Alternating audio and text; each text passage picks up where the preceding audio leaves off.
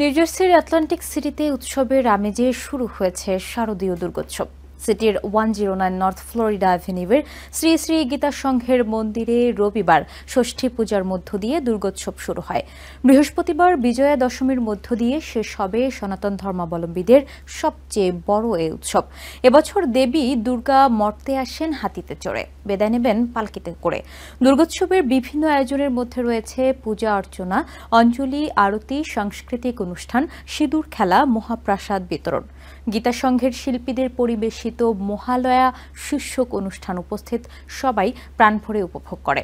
গীতা সংঘের দুর্গোৎসবে ধূপ ধুনো, ঢোল করতাল আর উলুধ্বনিতে মুখর ছিল মন্দির প্রাঙ্গণ। সব বয়সী ভক্তদের বাহারি সাজ ও নয়নাভিরাম পোশাকে মণ্ডপ প্রাঙ্গণ হয়ে ওঠে রঙিন।